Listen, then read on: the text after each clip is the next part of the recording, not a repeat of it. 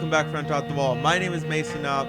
We have another standard deck, believe it or not. I've been doing standard. I don't like standard very much, but a lot of people do.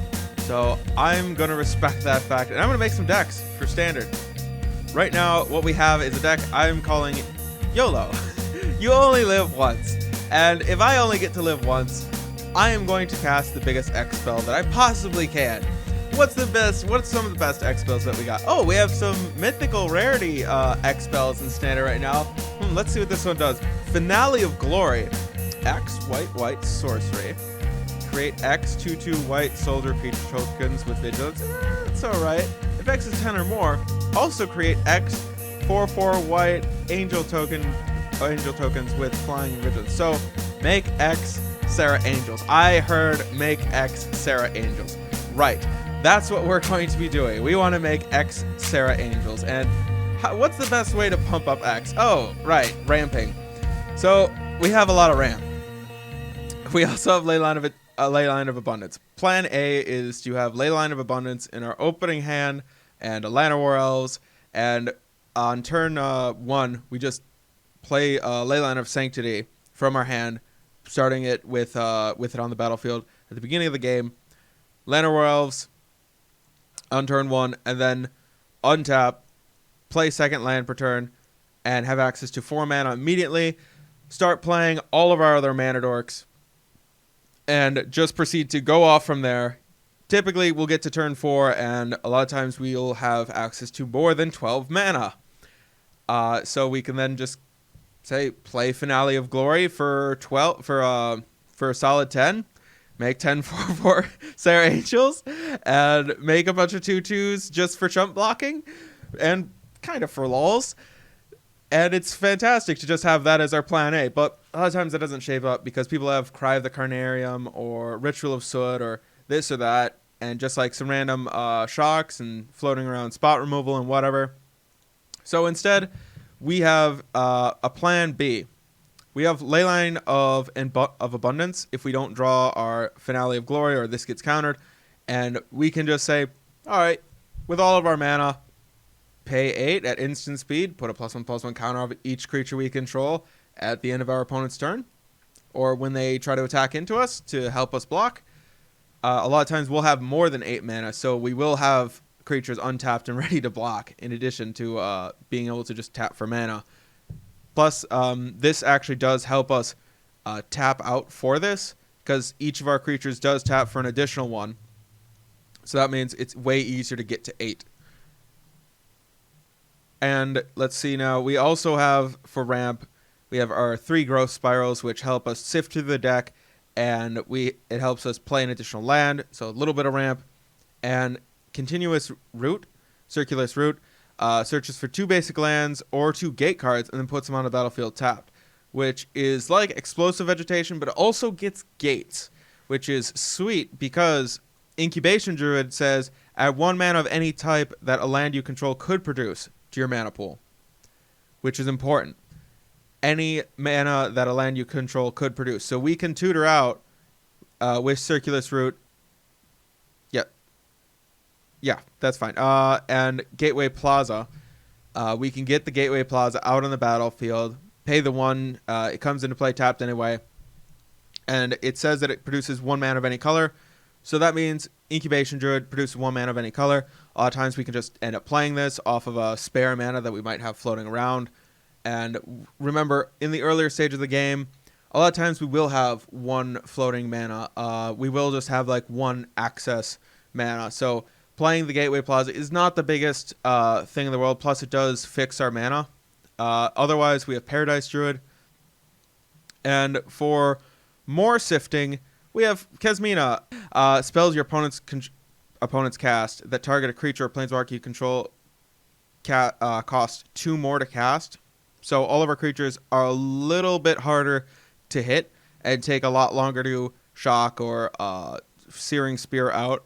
So it is a tempo loss for our opponent to try to deal with them. And that is good. It is important to protect the bird from being bolted. It is important to do that. And you can also -2 and create the 2/2 blue wizard token that helps us loot. It is another body for Leyline of Abundance, so more +1/+1 counters and more creatures. And the looting helps us find more things that we want. We can end up getting rid of the mana dorks to go find the Finale of Glory, and we can actually eventually find, on occasion, Chamber Century, because this creature, when it has an X cost, and it has an ability that says it enters the battlefield with a +1/+1 counter on it for each color mana spent to cast it.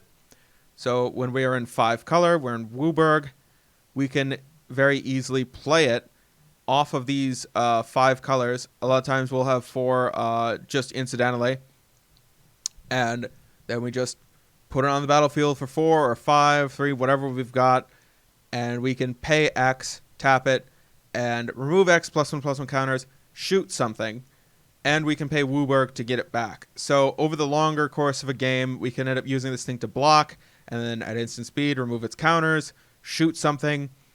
We can end up just like going and targeting a lot of their planeswalkers with this recurring removal that ends up poking and shooting down their planeswalkers, along with having to deal with little threats on the table that can grow into these massive things thanks to our Leyline of Abundance. And we have one more spell before we talk about our mana base. Tower Defense. I would like to bring up the issue of some of the Wrath spells in 1v1, the single matchups on Arena. The single matchups in Arena, a lot of times what will happen is people will be playing just random Cry of the Carnariums or just random little removal spells or Wrath spells that just deal 2 to everything or deal 3 to everything and deal damage. Just like having those floating around are kind of an issue. So just having this card just floating around in our deck at instant speed, giving all of our creatures +5 and +0/+5 and reach until end of turn, protecting our team is actually pretty beneficial to just have this thing floating around, because more times than not it will save us from a Wrath spell, and it is beneficial for having our creatures on defense, so we can actually hold all of our creatures back since we have nothing better to do and we can't quite attack in yet. We can play this, put this on the stack. If it resolves, all of our creatures get huge butts, are able to block very, very well, and we keep all of our creatures. We stop an attack. We save ourselves for another turn, get to dig a little bit more, get to just like do another growth spell, draw in a little bit more, or pump all of our team members again. Now, for the mana base, we have the 2 Breeding Pools, the 2 Temple Gardens. We have 2 Hitherland Harbors.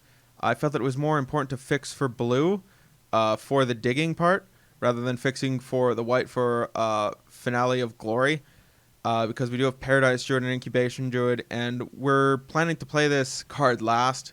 So it's better to have blue first to dig first, and then white later. Then we have the Gateway Plaza, which counts as any color mana. So technically we have 6 white sources in our lands and 8 blue sources in our lands, in addition to everything also producing green, which is the most important color in this entire deck.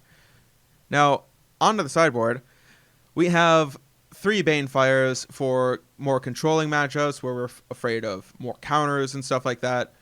And we just really, really want to blow them out instead with a giant fireball to the face.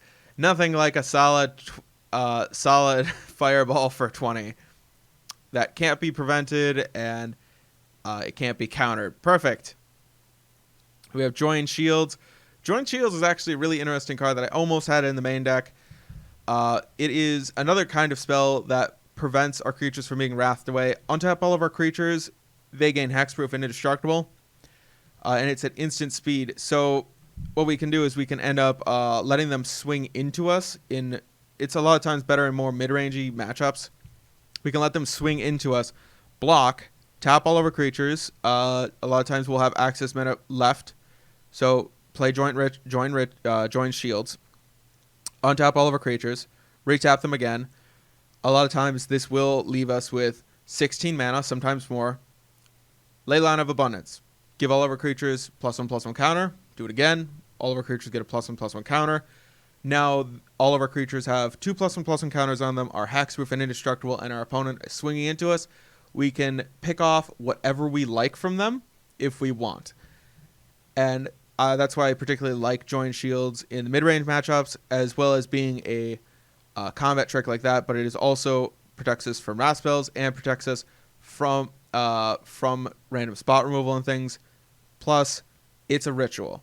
So if we feel as though, it's the next turn, here's the thing: we have 13 mana.